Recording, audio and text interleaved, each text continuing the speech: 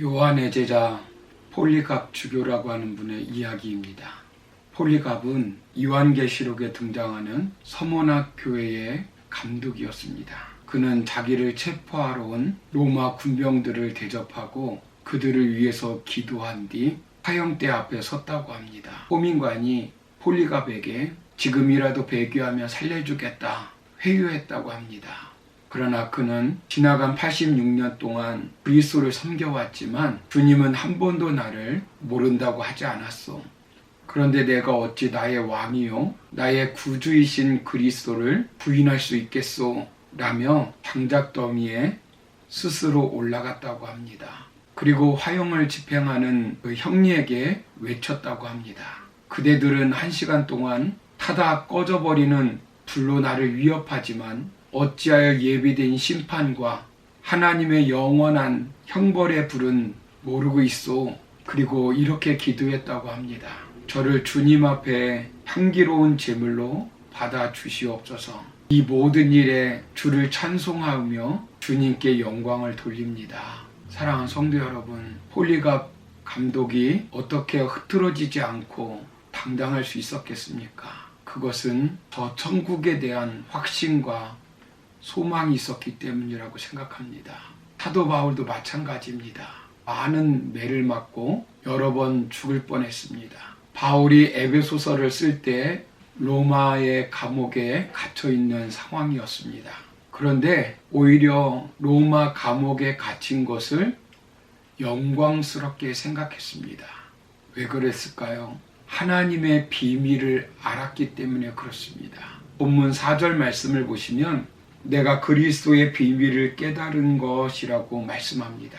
그리고 5절 말씀에 보시면 이 비밀은 다른 세대에서는 사람들에게 알려주지 않았다라고 해요. 그런데 바울은 이 비밀을 알게 되었다라는 겁니다. 그렇다면 그 비밀이 무엇일까요? 한마디로 말하면 그 비밀은 복음입니다. 바울은 하나님의 부르심을 받아서 이방인들에게 복음을 전하기 위해서 스스로 갇힌 자가 되었습니다. 오늘 본문에는 사도 바울이 알게 된 복음의 비밀을 구체적으로 설명하고 있습니다. 그렇다면 이 비밀의 내용이 무엇일까요? 요약하면 3가지입니다. 먼저는 예수 그리스도와 함께 상속자가 된 것입니다. 본문 6절 서두를 보시면 이는 이방인들이 복음으로 말미암아 그리스도 예수 안에서 함께 상속자가 되고 이렇게 말씀합니다. 이방인이었던 우리가 그리스도와 함께 하늘의 공동 상속자가 되었다라는 거예요. 복음의 비밀이라고 하는 것은 이방인들이 복음 안에 들어왔다라고 하는 선언입니다. 여기서 잠시 이방인에 대해서 생각해 보시기 바랍니다. 개같이 취급받았던 이방인들, 그야말로 소망이 없었던 하나님 밖에 있었던 그 이방인에게까지 복음이 왔다는 선언인 거예요. 지금 우리에게는 이것이 별로 심각하지 않습니다. 그러나 성경 시대로 돌아가 생각해 보시기 바랍니다. 성전만 해도 하나님의 백성과 이방인의 뜰이 따로 있었습니다. 이방인들이 전혀 참여할 수 없는 일들이 너무 많았어요. 그때 이 메시지가 얼마나 큰 충격이었습니까? 그런 의미에서 볼 때 사도행전에서 가장 중요한 사건은 1장에 나오는 베드로와 고넬료의 사건이라고 볼 수 있습니다. 이것은 유대적인 종교가 민족적인 종교가 세계적인 종교로 탈바꿈한 것이라고 볼 수 있어요. 그런데 그 이방인이 예수 그리스도와 함께 상속자가 되었다라는 거예요. 우리로서는 기대할 수 없는 일이 벌어진 것입니다. 재벌의 자녀들과 함께 상속자가 된다면 그 사람은 엄청난 부를 누릴 수 있습니다. 그런데 예수님은 누구입니까? 예수님은 바로 하나님이십니다. 예수님은 전능하신 분이시고 모든 것을 아시는 분이십니다. 하나님께서 예수님에게 하늘과 땅의 모든 권세를 주셨습니다. 그래서 그분의 이름은 하늘과 땅 아래에 있는 모든 존재들에게 경외의 대상이 되신 것입니다. 바로 그 예수님과 함께 상속자가 되었다는 거예요. 엄청난 축복이요, 엄청난 영광스러운 일입니다. 예를 들어서 고아원에 있는 한 아기를 입양했다고 생각해 보십시오. 그 아이를 호적에 올리고 딸로 맞이하였습니다. 부모들이 딸로 삼기 전에는 그 가정과 아무 상관이 없습니다. 그분들이 아무리 좋은 부모라 할지라도 별 혜택을 받지 못했습니다. 그러나 이제는 딸이 되었기 때문에 그 아이는 자녀로서의 모든 권리가 생긴 것입니다. 이 아이가 조금 자라나면 엄마 나 아이스크림 사줘요. 오빠 나 유치원에 갈래요. 할머니 놀아주세요. 많은 요구를 할 것이고 그 부모들은 그 요구를 잘 들어줄 겁니다. 뿐만 아니라 그 아이는 자녀가 되었기에 말을 하지 않아도 부모의 보호와 교육을 받을 수 있습니다. 그리고 마지막에는 부모에게 있는 재산을 상속받을 수 있는 거예요. 사랑하는 성도 여러분, 우리가 이와 같이 하나님의 상속자가 되었다라는 것입니다. 우리는 예수를 믿음으로 말미암아 하나님의 아들과 딸이 되었고 아들과 딸의 권세로 하나님의 나라를 유업으로 받게 되었습니다. 저 천국을 유업으로 받게 되었어요. 그리고 하나님을 아버지라고 부를 수 있게 되었고 우리가 하나님의 아들, 딸들이 되었습니다. 하나님의 상속을 받은 우리들이 이제는 이 땅에서 당당하게 살아가기를 주의 이름으로 축원합니다. 이것이 복음의 비밀이요, 사도 바울이 알게 된 비밀인 것입니다. 두 번째로 복음의 비밀은 예수 그리스도 안에서 함께 지체가 된 것입니다. 본문 6절 중반부를 보시면 함께 지체가 되고 이렇게 말씀합니다. 여기 지체라고 하는 말은 사람의 몸에서 머리를 빼놓는 모든 사지, 백체, 오장육부 다 지체입니다. 머리를 제외한 그 나머지는 모두 지체입니다. 머리와 몸은 하나입니다. 몸이 따로 있고 머리가 따로 있는 것이 아니라 머리와 몸은 연합하여 한 몸이 되고 운명도 함께합니다. 죽어도 함께 죽고 살아도 함께 삽니다. 머리는 사는데 몸은 죽는 법이 없습니다. 지체는 영광을 받으면 함께 받고 창피를 당하면 함께 당하고 살면 함께 살고 죽으면 함께 죽습니다. 운명을 같이 하는 운명 공동체입니다. 바울은 그 전에 전혀 몰랐으나 예수님을 믿고 예수 안에 들어와 보니 예수님과 자신이 운명을 함께하는 공동체라는 사실을 깨닫게 된 것입니다. 바꾸어서 설명하면 예수님과 운명을 함께하는 공동체가 된 것인 거예요. 이것이 복음입니다. 왜냐하면 예수님의 죽음이 내 죽음이 되었고 예수님의 부활이 나의 부활이 된 것입니다. 예수님의 천국이 내 천국이 된 것이고 예수님의 영광이 내 영광이 된 것이기 때문에 그렇습니다.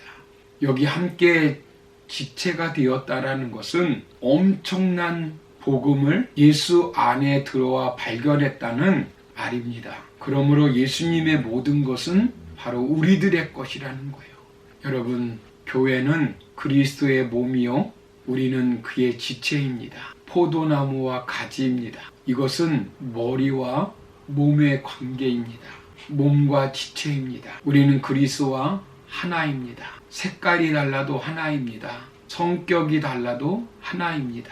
한 몸입니다. 한 사람도 여기서 낙오될 자가 없고 소외될 자가 없고 필요 없는 자가 없습니다. 각자 다 중요합니다.